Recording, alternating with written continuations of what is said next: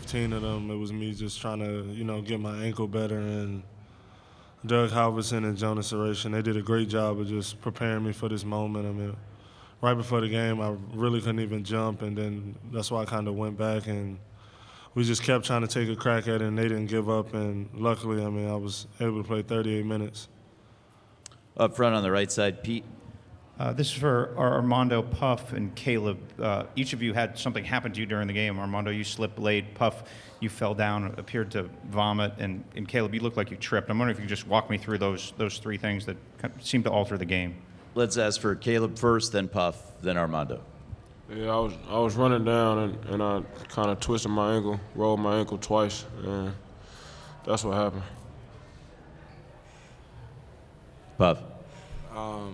During the game, I got hit in the stomach and just didn't go well once I got hit in the stomach, and yeah, that's about it. Armando. I was just trying to drive to the basket, and I just kind of unconsciously tried to go up off my right foot, and that was an ankle I had injured, and then I just rolled it again. Next question's in the third row center. Andrew Jones, Tar Heel illustrator. For RJ and Caleb, they hit you guys with that 31-10 run to start the second half. What were they doing that you guys were unable to kind of avoid to maybe stop the run from continuing? Caleb first, then RJ, please. They were getting a lot of transition buckets. They were getting a lot of points in our paint. They was just, penetrating and doing whatever they wanted to do. RJ.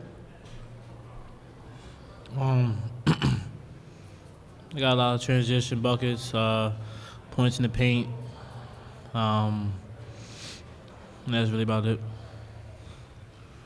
Let's go to the fifth row on the left side, CL.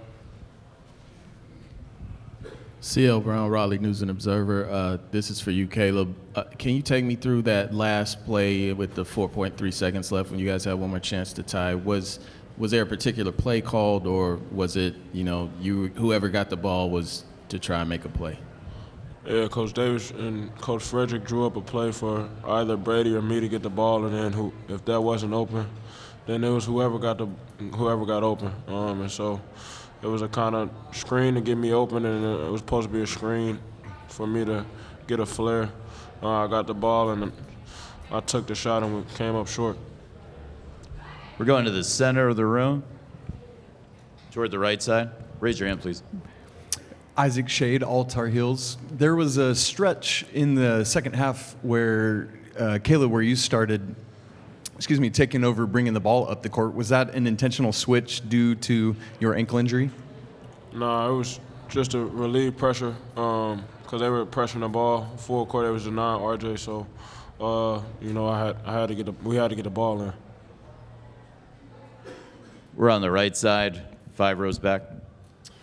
Ross Martin, inside Carolina. Armando, can you speak to the physicality of the game, banging down there with David McCormick, and just how tough it was throughout the game? Yeah, all throughout the game, David, Coach Selfie did a good job of just trying to go at me, put me in different ball screens, and he was ducking in a lot, and it was definitely tough just because he's a bigger guy, and I really couldn't, the whole game, get the push on anything, on my post-ups, defensively, anything. It was just like I kind of was out there, and it was just hard for me to really just stand my ground. Yeah. Up front on the right side. Brendan Marks from The Athletic. Hubert, as soon as the game ended, you went straight over to Brady and sort of hugged him and consoled him. Just wondering why it was important for you to do that, and important to tell the rest of the guys in the locker room thereafter. It was important for me to do that because I love the players and I care for them, and they were very emotional and crying, and that's my job, is to support them and to care for them and to love them and to be there for them. And so it was nothing more than just caring for them. Left side, second row. Lauren Walsh from WXII in Winston-Salem. This question's for Armando. Just what was the level of difficulty it took for you to play on that ankle all game? I don't think it was any difficulty. We all really wanted to win. We came this far, and this was a huge goal for us, was to just hang up a banner. And, we just really wanted to win, and I really wouldn't let anything stop us from, getting to that point. And it didn't go the way we wanted, but I was fine. In the center of the room, let's get this gentleman a microphone. Raise your hand, please, so we can see you. Adam Smith, Burlington Times News. Caleb, you guys have come up with wins in so many tight games the last month, 2 months. What was it like for it not to work out tonight, on the biggest stage? And can you tell us maybe some about what the locker room was like afterwards, what you guys were dealing with and what y'all were feeling? It hurts for us to get this far and come up short like this, everything we went through. But, the positive thing is I wouldn't want to go through this with anybody else.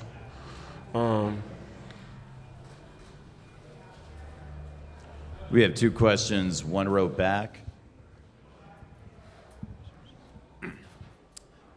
Hi, PJ Morales, the Daily Tar Heel. This is for Coach Davis, Armando, and Puff.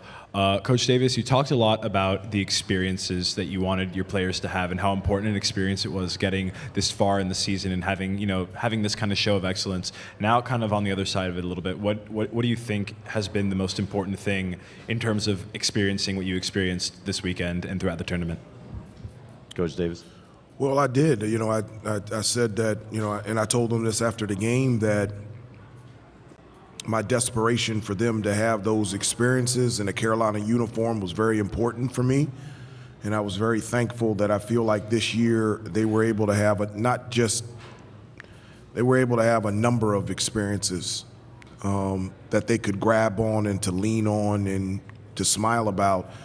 The thing that I shared with them in the locker room is along the way, as they were experiencing it, they were giving me more stories and testimonies and memories by just having a front row seat to be around them. And so I said before that, I can't remember a time in my life where I should be disappointed, but I'm just filled with so much pride. I'm so proud of these guys, of what they have done for themselves individually as a team, the way that they have represented our university, this program, our community.